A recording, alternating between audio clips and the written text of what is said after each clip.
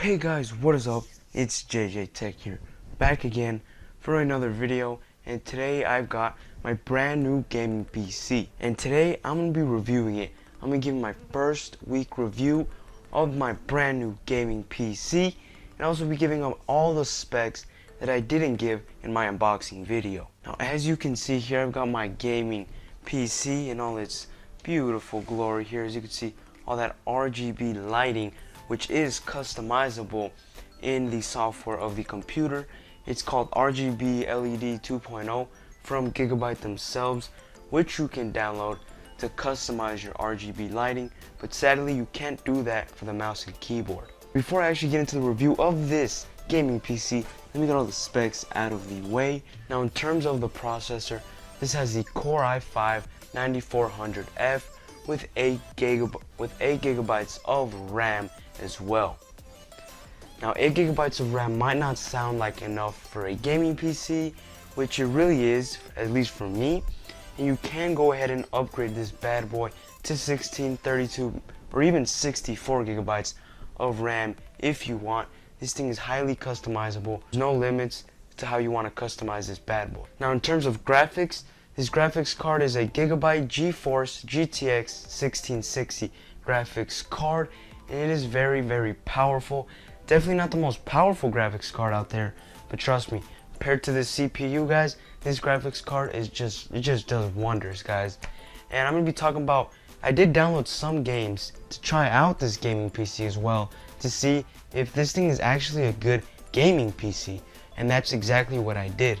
Now before I actually get into the fun stuff of this PC, let me finish talking about all the technical stuff. Let me talk about all the I/O that this thing has.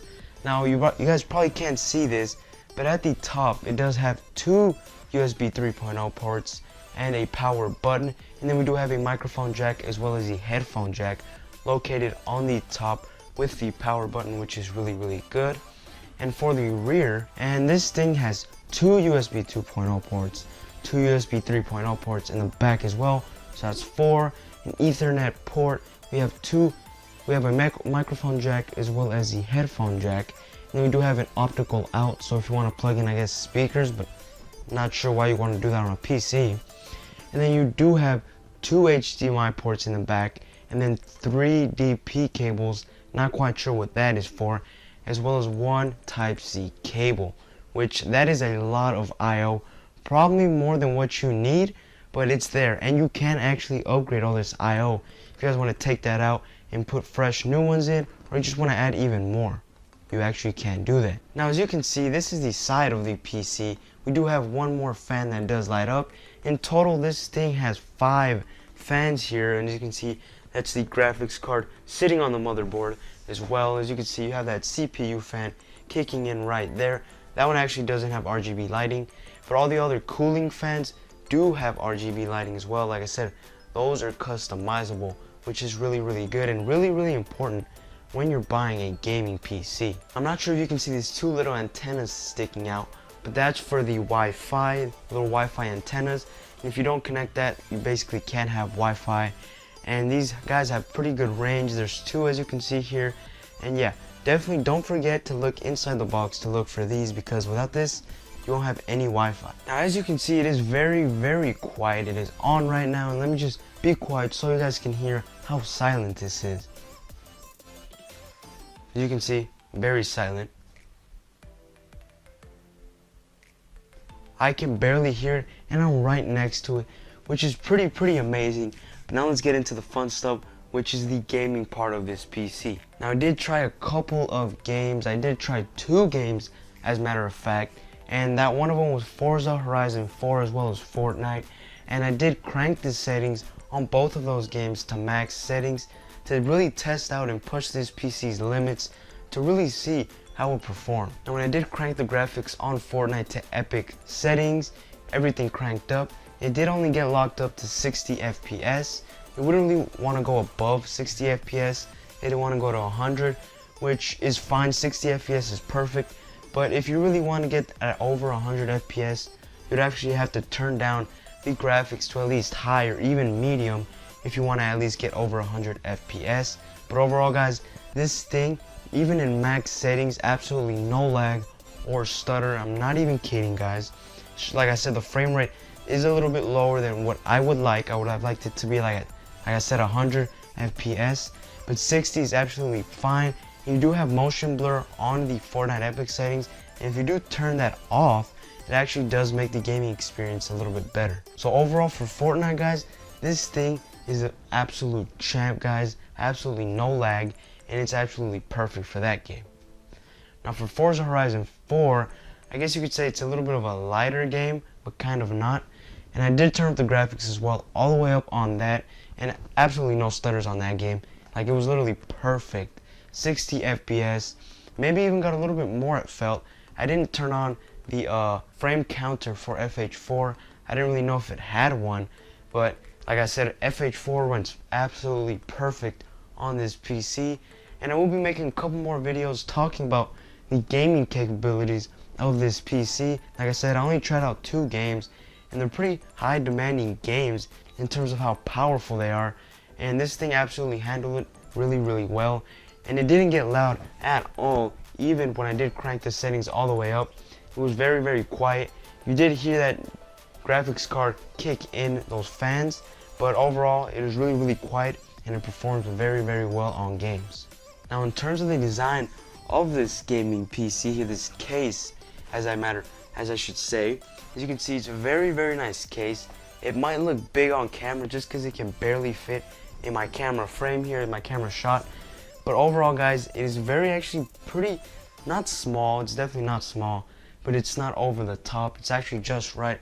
It fits very perfect in my setup, which I will be showing in my next video because it's not quite ready, not quite how I want it.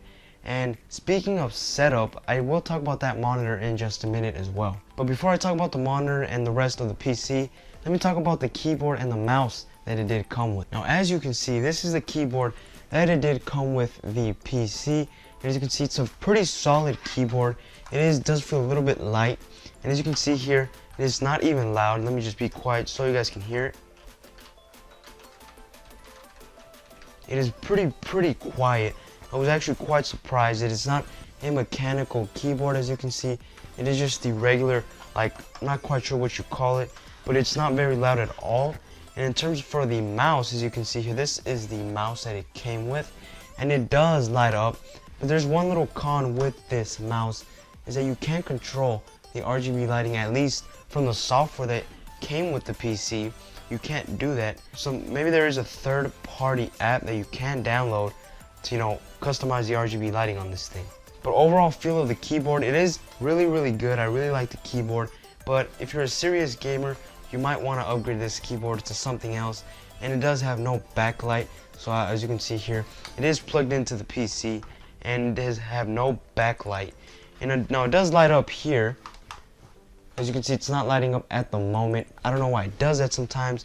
And that actually brings me on to my next con of these two, mouse and keyboard. Now something that I noticed when connecting the mouse and the keyboard was when I turned off the PC, everything shut down like normal, but the RGB lighting of the mouse and the light on the keyboard didn't actually turn off, which I thought was quite weird. And I did go online to try to research to see if that's something that was just effective or if it was something you can turn off in settings. But it turns out the only way to actually turn off the lights of the keyboard and the mouse is to disconnect the USBs from your PC, which is kind of bad. Now the reason I say that it's bad is because every time that you unplug your PC or your monitor, or when you shut it down and you don't want those lights, for example in the night, kind of bothers you when you're sleeping, then you can't really do that. You have to disconnect, go on the back of the PC and disconnect the mouse and the keyboard. But I will keep you guys updated on that if I do find something, try to figure out how to turn these lights off. And if you guys have any idea, make sure to drop that in the comments down below to find out how to turn off these lights. Now in terms of the monitor has actually been really good. Like I said, it is a 1080p monitor, and it's not a 4K monitor, and it runs at 75 Hertz. There was an Asus monitor that was 27 inches, and it did run at 144 Hertz, but it was just twice the price. And I thought that it was a little too big for my setup, which you guys obviously can't see. and this one's actually perfect. Now on the monitor you can actually see, there's actually buttons in the back of the monitor which you can customize the settings of the monitor. You can change the resolution, the volume, anything you can change is on there. And you can also change the refresh rate from 60 to 75 Hertz. What I noticed is you can't really do that all the time. For example, when you're in a game, it only pops up, for example, the setting when you're on a game that actually supports it. I'm not quite sure how I would feel about that, but overall, it does run at 60 Hertz most of the time, which for you gamers is not really ideal. A gamer will relatively want more than 100 Hertz on games, but overall, the monitor has been really, really good. And the reason I don't have it right here is because then you wouldn't really be able to see me, and it kind of doesn't fit on the frame here. But overall, this PC has been extremely well. And it's something I did notice as well. I will show up the price here. It did go from $780 to $850. So the price did go up $100. So it looks like the sale kind of went away for the PC. And for the monitor, I will throw up the price here. It did go from $180 to $200 here on Best Buy. So if you're planning on buying this PC, I recommend you buy it now because the prices are just going to go up from here. So yeah guys, that pretty much wraps up today's video. I will be making more in-depth videos on this gaming PC. I'm definitely not done with it. And yeah guys, thank you guys for watching. Definitely follow my Instagram down below as well so you can stay updated when I upload this video as well as many other videos. And yeah guys, that's pretty much it. Thank you guys for watching. Peace out.